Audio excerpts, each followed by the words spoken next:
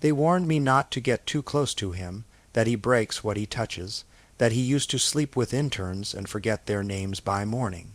That if I got involved, I'd lose everything. I didn't listen. I thought I was different. I thought he saw something in me that he didn't see in anyone else. And maybe for a while he did. He was my attending, my boss, 20 years older, brilliant, untouchable. Dead behind the eyes until the night he kissed me. I should run. Instead, I let him in. Now there's a photo of us online. A video, too, actually. One from the stairwell, one from the on-call room, both labeled evidence, both traced back to someone I trusted. The hospital wants to bury it, the board wants him gone, the media wants blood, and I want to know if he ever meant it. Because now he's leaving, and I'm standing in the alley where it all ends, holding a torn piece of paper with his address on it. He said it wasn't a maybe, he said it was a door, so tell me if the man who ruined you handed you a key. Would you open it? They said if I survived orientation at Westlake University Medical Center. I could survive anything. They lied. It happened on my second week. The trauma bay was chaos irons, blood, the slap of gloves, the panic in voices pretending to stay calm. I was supposed to be assisting on a femoral bleed, just assisting, not taking charge, not holding pressure while the lead surgeon barked orders over my shoulder. Not locking eyes with him like that, Nathan Rourke, the name every intern whispered like legend or curse. Cold hands, colder heart, surgical genius, zero tolerance for weakness. They warned me, don't try to impress him. Don't smile too long, don't stare. I didn't listen. He moved like instinct. His voice cut through the room. Carter pressure here, harder. I obeyed. My hands shook. Blood soaked through the gauze and onto my forearms. Don't look at the blood, he said, leaning in. His breath touched my temple. Look at me. I did. I couldn't not. And something cracked. It wasn't just the tension or adrenaline. It was the silence inside my chest that finally snapped like a dam. The way he looked at Macomb, direct, unflinching, I felt seen, not just useful, not just another name on a clipboard. And maybe I looked too long. The patient survived. We didn't speak afterward. He just nodded unseeable dismissal or bow, and walked out. But I couldn't stop shaking. That night I couldn't sleep. I kept hearing his voice, kept replaying the way his fingers adjusted mine, slow, precise, like I mattered. So I did something I shouldn't have, something stupid. I looked him up, not his research, not his published papers. Him, Nathan Rourke, age 44, divorced, former military surgeon. One child in Bastano mention of who the mother was. And then I saw it, buried in a faculty directory photo from 6 years ago. Nathan, younger, smiling, not the mask he wears now. Standing beside another intern, tall, olive-skinned, familiar, my chest tightened, Jordan, my best friend Jordan. The same Jordan ID moved to Austin with, the one who told me he didn't want to talk about his trauma rotation last year. I slammed the laptop shut. My skin burned. I felt sick. The next day, Jordan was waiting for me in the intern locker room, tying his scrubs. "You okay?" he asked, casual. "You look like you saw a ghost." I almost laughed. "Did you ever work with Rourke?" He went still.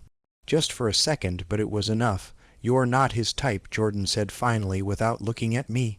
"Don't get hopeful." The silence between us roared louder than any siren. I didn't ask anything else. I didn't need to. That night I stayed late, volunteered for the late shift, lied to myself that it was for the experience. For the exposure, I found him in or prep alone, staring at a patient chart like it held all the answers. "Rourke," I said. He looked up, and for a heartbeat something passed between us. Something quiet and dangerous. "Go home, Carter," he said, but he didn't sound angry, just tired. "I'm already here," I said, softer than I meant to. Might as well make myself useful. He stared at me, a full 5 seconds, then back at the chart. "Scrub in," he muttered. I did. We didn't speak again until after the surgery. It was almost 3 a.m. when we finally stepped outside. Cold air hit us both. The parking lot was empty. I leaned against a pillar, breath steaming in the night. He lit a cigarette. I didn't know he smoked. "You did good," he said. "Earlier, the bleed." "Thanks," I said. My voice felt small. He looked at me then, really looked. "I know that look," he said. "You've got something to prove." I swallowed. "Everyone here does. Not like you," he said, and then he reached out, just briefly. His hand hovered near my jaw. He didn't touch me, but the space between us disappeared. I couldn't move. My skin felt electric, then his hand dropped. "This can't happen," he said. His voice was hoarse. "Not again, not again." He walked away, leaving me frozen in place, my heart a wildfire. And I knew without a doubt I's wasn't the beginning. It was the continuation of something I never knew started. I didn't sleep again. Every time I closed my eyes, I saw Nathan's hand, that almost touch, heard his voice. "Not again, again." That word burned. He wasn't talking about me. He was talking about Jordan. The next morning, I skipped breakfast. Walked into Westlake like a ghost. I barely noticed the caffeine in my veins or the ache in my spine. My brain was stuck somewhere between last night's rooftop and last year's secrets. Jordan found me in the stairwell between rounds. He always did, like some cruel sixth sense. "Did he say something?" he asked, tone casual. I stared at him. "You tell me?" His smile faltered. "Liam, don't lie to me," I snapped. "I know it was you." Jordan exhaled slowly, like he'd rehearsed this. "It was nothing. It ended a long time ago." I laughed, hollow. "You slept with him?" He looked away. Didn't answer. He didn't have to. "He promised me things, too," he muttered finally. "You think you're special. You're just next." I didn't respond. I just walked away. I avoided both of them for the rest of the day. Threw myself into work rounds, vitals, chart reviews. I clung to routine like it could save me, but Nathan was everywhere. His voice echoed in the halls. His name on patient boards, his signature on every damn chart I picked up, and then came Clara. Clara Santos, head nurse, veteran of hospital drama and human lie detector. She caught me in the meds room, grabbing gauze I didn't need. "Your hands are shaking," she said, not asking. "I'm fine. You're not." She leaned against the counter, arms crossed. Her eyes, always sharp, scanned my face like an S-ray. "I saw how he looked at you in the trauma bay," she said, "and I've seen that look before." I froze. "Clara, I don't want details," she interrupted. "But whatever this is, stop it before it stops you." Her words landed heavy, like warning shots. That night I stayed late again, but not for him. At least that's what I told myself. I was reviewing a chart in the break room when the door creaked open. Nathan stepped inside, closing it behind him. My stomach dropped. "Carter," he said. His voice was lower than usual, tired, rough. I didn't look at him. "Shouldn't you be home?" "I should." He paused. "You didn't show up to the morning trauma session." "I had other things to do." Another pause. The air between us thickened. "I shouldn't have said that last night," he murmured. "The again thing." My fingers tightened around the chart. "You lied to me." He stepped closer. "I didn't lie. I just didn't tell you everything." "That's not better." Jordan was different. I turned to him. "You said this couldn't happen. Then why do you keep finding me?" His jaw clenched. "Because I'm a coward." Silence. Then his hand reached out slowly, deliberately, and brushed my wrist. Barely there, but enough. The same spark. "Still alive. I'm not Jordan," I whispered. "I know." His voice cracked. I pulled my arm back. "Then prove it." His eyes burned into mine. "I can't." I walked out, but later that night I got a text from Jordan. No words, just a photo, grainy. Taken from above, a rooftop shot. Me and Nathan inches apart. His hand at my jaw, my body leaning in. No kiss, but it didn't matter. The caption, "You're not invisible." My blood turned to ice. Who took that photo? How did Jordan get it? And why did it feel like everything was about to collapse? The hospital at 2:14 a.m. is a different world, quieter but not calmer. Fluorescent lights buzz overhead. Monitors beep in hollow rhythm. Even the walls feel like they are holding their breath. I was on night call again, third time that week. The shift no one wanted, the one I kept volunteering for. I told myself it was for the experience, for the trauma exposure. For the overtime hours it wasn't. Nathan was on that shift. We hadn't spoken since the rooftop, since the photo. But he was there, moving through the halls like a shadow, his eyes flicking to mine across the ward, always fast, always away. Until the stabbing came in, a bar fight, man mid-30s, chest wound, collapsed lung, lost pulse twice on the table. We worked shoulder to shoulder, blood everywhere, gloves slick, adrenaline boiling. "Retract," he ordered. I reached, my hand brushed his. He didn't pull away. We kept going like nothing happened, but something had. The patient stabilized, barely. I stepped back, breath ragged under my mask. Nathan stripped his gloves off in one fast motion, hands shaking just enough to notice. He looked at me, really looked, and then he walked out. I followed, down the corridor, past radiology, into the back hallway near the empty on-call rooms. "Rourke," he stopped. "Don't run from this." My voice cracked. "You don't get to just disappear." "I'm not disappearing," he said. He turned, eyes storm. "Dark. I'm trying to survive it." I stepped closer. "Then stop pretending like nothing happened. You're attending. You already said that." He exhaled sharply. "You don't know what you're doing." I swallowed. "Yes, I do." Silence. Then he reached for the door behind him. On-call room 4, he didn't say anything, just pushed it open and stepped aside. I walked in. The room was small. Dim, just a cot, a chair, and a wall clock ticking too loud. He closed the door and locked it. I didn't breathe.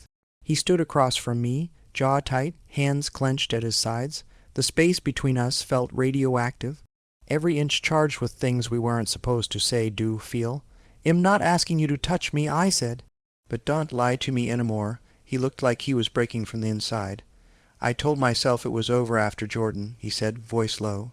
"That I wouldn't cross that line again. Then why am I here?" He stepped closer, slowly, measured. And when he reached me, he didn't touch my skin. He touched the edge of my scrub top, right where the fabric met my hip. Barely a graze, but it felt like a scream. His hand didn't move. His eyes searched mine, waiting for the moment I'd say stop. I think about you more than I should," he whispered. "That's not fair to you." My heart was punching my ribs. "Then do something about it." He leaned in. Not a kiss, not yet. Just close enough for his breath to hit my cheek. "I can't give you what you want," he said. I whispered, "You don't know what I want." That's when he kissed me. Not soft, not tentative, like he was fighting it and losing. His hands gripped my waist, pulling me in like he'd been starving. My back hit the wall, and I let it. I let him take whatever it was he'd been denying, because I wanted it too. His lips were rough, urgent. My hands found his chest, his pulse hammering beneath his shirt. There was nothing slow about it. And still somehow everything stopped when he broke the kiss. He pressed his forehead to mine. "I shouldn't have done that," he breathed. "But you did." His grip loosened. "This doesn't mean anything." I stepped back. "You're a terrible liar," and then I left. I didn't look back, because if I stayed, I wouldn't have left at all. The photo was online by noon. It wasn't just leaked, it was published. A Twitter account called Inside Wesley posted it with the caption, "Night shift romance seems like more than mentoring." The image, grainy, low angle, but clear enough. Me, pressed against the on-call room wall, Nathan gripping my waist, his mouth on mine. No timestamp, no faces fully visible, but we both knew it was us. The hospital broke into whispers by 2 p.m. By 3, I had scheduled a routine review for Nathan. By 4, Clara stopped me in the hallway with eyes like knives. "You think no one saw," she hissed. "You think we don't notice when he stares at you like that." I opened my mouth.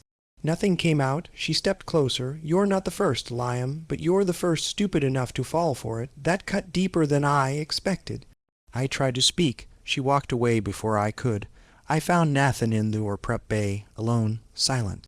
Arms crossed, stare fixed on the wall like it owed him something. "You saw it?" I asked. He didn't look at me. "Yeah, someone leaked it." He nodded. "Jordan." My chest tightened. "He swore he didn't." "Of course he did," Nathan snapped. "You think this is the first time he's played games like this? He did the same thing last year when I cut him from the trauma track." I blinked. "Wait, he wasn't just your intern." Nathan's silence was answer enough.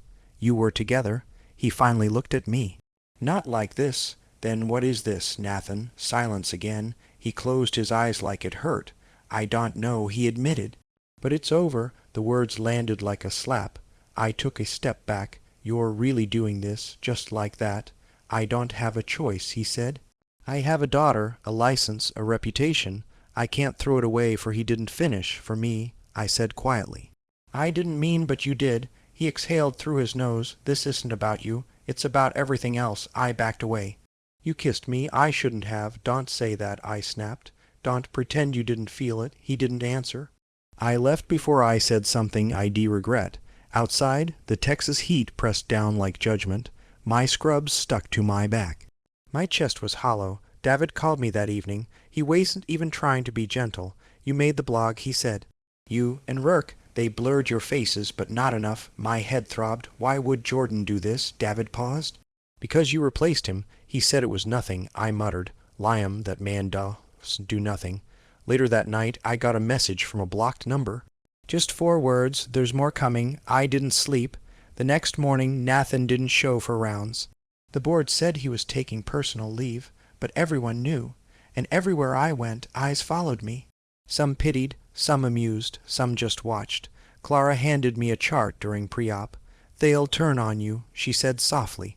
When the smoke clears, they'll need someone to blame. Why are you helping me? I asked. She looked tired. Because I saw how you looked at him, and because I saw how he looked back, I swallowed. So what do I do? Lie low, she said. Let the storm pass, and don't text him. Whatever you do, don't reach out. But that night I did.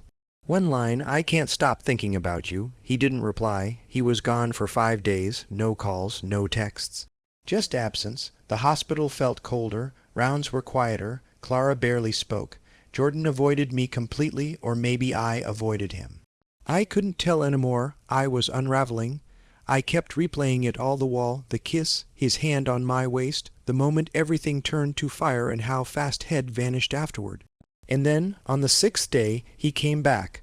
I was walking past the surgical board when I saw his name Rourke, or 3:10, 15 a.m., my throat closed. He was standing across the room, back straight, reading a chart like nothing had happened. Like he hadn't detonated my life and disappeared into smoke. I tried to walk past him. I really did. But then his voice stopped me. Carter, I turned, heart thudding. Post-stop debrief, he said. 10 minutes. I followed him down the hall like a ghost. We ended up in his car. I don't know why. Maybe it was safer than the lounge. Maybe it wasn't. The moment the doors closed, I said, You can't just come back and act like I'm not, he said. I came back to fix it. My laugh was bitter. You left. You let me burn. He looked at me then, not defensive. Just wrecked. My daughter found the photo, he said. It spread to a school email thread. My ex called me screaming.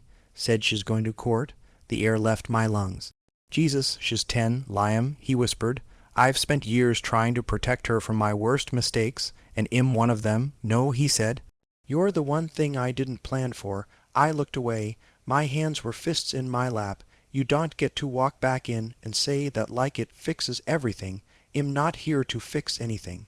He said quietly, I'm here because staying away felt worse. I didn't say anything. He reached for the radio dial. Didn't turn it on. Just held it like his hand needed to do something. There's a second video, he said. Air has it, someone installed a camera in one of the exit stairwells. It caught us. My skin went cold. The night after the surgery, he nodded. They haven't confronted me yet, but it's coming. Who would do that? I don't know. But this isn't just a scandal anymore. It's a setup. My pulse spiked. You think it's Jordan. I think someone wants me gone, and they're willing to burn you to do it. The car was silent. Then I said something I hadn't meant to say. I still want you. He looked at me, pain carved into every line of his face. I want you too, he said. That's the problem. We didn't touch, not this time, not physically, but it felt more intimate than any kiss. I need to know, I whispered. If this goes public, if we lose everything, would you still choose me? He stared straight ahead. Didn't blink. I don't know. The words gutted me. I opened the door and stepped out. Didn't slam it. Didn't look back. I just walked, and as I did, my phone vibrated. Blocked number, a link, no message. I tapped it. It was a video, grainy again, but clearer this time. Me, Nathan, stairwell, his hand on my face. My mouth parting, the moment right before the kiss, and in the bottom corner timestamp, date, room number. It wasn't just surveillance. It was labeled evidence. I just stood there on the sidewalk, watching the word burn into my screen. Then it rang, unknown number. I almost didn't answer. Liam Carter, a woman's voice asked, yes. This is Valerie Dorsey. I'm a freelance reporter. I cover institutional misconduct, mostly university hospitals. My spine stiffened. How did you get my number? Sources, she said. Same ones who sent me the video you just watched. Cold sweat slid down my back. I don't want to talk to you. You might want to reconsider, she said. Her tone wasn't aggressive. Just certain. I'm not your enemy, Liam. But if you stay quiet, you're letting someone else tell your story and destroy his in the process. I'm not confirming anything. I understand. She paused, but I'll be in Austin tomorrow. If you want the truth before it breaks, meet me, 9 p.m., East 6th, behind the old parking garage. You'll find out who's leaking and why." Then she hung up, no threats, no promises, just a loaded silence. I stared at the phone, heart pounding. Someone was playing a game, and I was in the middle of it. I almost didn't go, but at 8:45 p.m., I was pacing behind the parking garage off East 6th. Valerie Dorsey was already there. Black coat, clipboard, hair pulled back like she didn't have time for distractions. She looked more like a detective than a journalist. "You came," she said. "I have 15 minutes." She didn't smile. "Good, that's enough." She opened the folder. Inside, stills from the stairwell video. My face, Nathan's. "Freeze framed at the edge of a kiss. These weren't leaked by accident," she said. "They were part of a packet sent to 3 medical blogs, 2 departments, and me." My stomach dropped.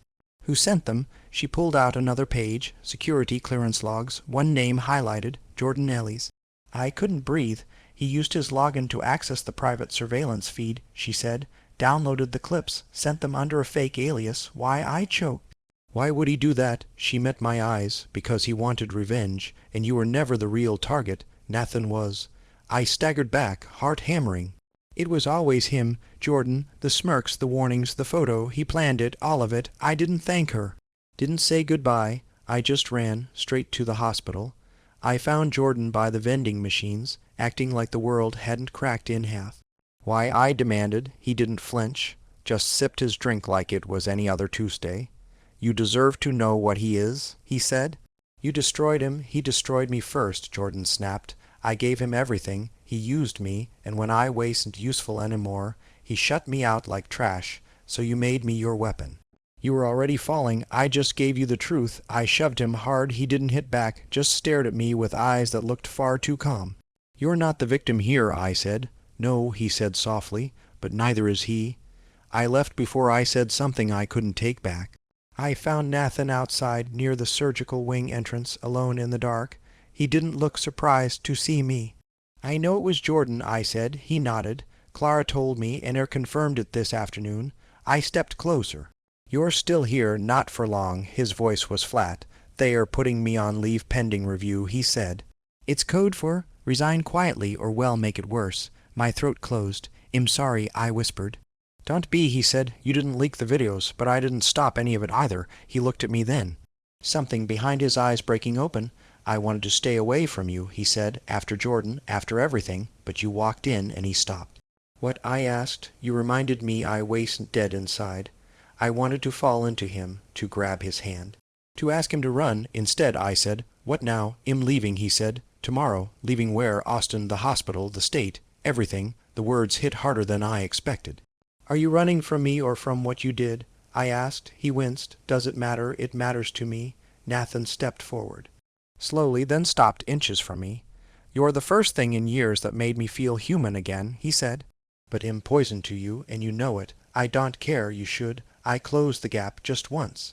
My hand on his jaw, his breath hitching. "I would have stayed," I said, "if you asked." He didn't. He just looked at me like it killed him not to. Then he turned and walked away. I watched him disappear into the dark, again, and this time I didn't chase him. I didn't go to work the next day, didn't open the group chat, didn't check the schedule, just stayed in bed, staring at the ceiling, waiting for something to break. It didn't at 4:17 m. Clara texted, "He's leaving at 5, back entrance, alone." That was all she said. By 4:58 I was already in the alley behind Westlake, heartbeat in my throat, air heavy with heat and goodbye.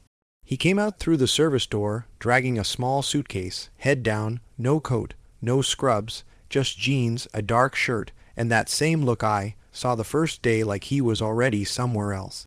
I didn't move. He saw me, stopped, no surprise, just silence. "I told you not to come," he said. "I'm not here to stop you." He nodded. "Good." But neither of us turned away. There was a long pause. Cars passed behind us. Somewhere in the distance, a siren wailed. Finally, he stepped closer, just one step. "I meant what I said," he murmured. "You were the first thing that made me feel again." I blinked fast. "Then why are you still walking away?" His jaw tightened. "Because I don't trust myself to stay." He reached into his pocket and handed me something. A folded slip of paper. I opened it. An address, Boston. No name, no explanation. "If things change," he said. If you still want this, don't, I cut in. Don't give me a maybe. He met my eyes. It's not a maybe, it's a door. I almost said I hated him for that. But then a black sedan pulled into the alley. It stopped right beside us. The back door opened. Valerie Dorsey stepped out. Her coat flared. Her eyes found mine first, then shifted to Nathan. I told you I'd come back, she said. He didn't flinch. What do you want? I want to talk, she said. Off record. One time only. You want to bury me? She shook her head. I want the real story. Your version. He looked at me, then back at her, and without a word he walked past me, past the alley, past the car, and got in. The door shut, the sedan pulled away. I stood there, fingers clenched around the piece of paper. The alley was empty again, except for me.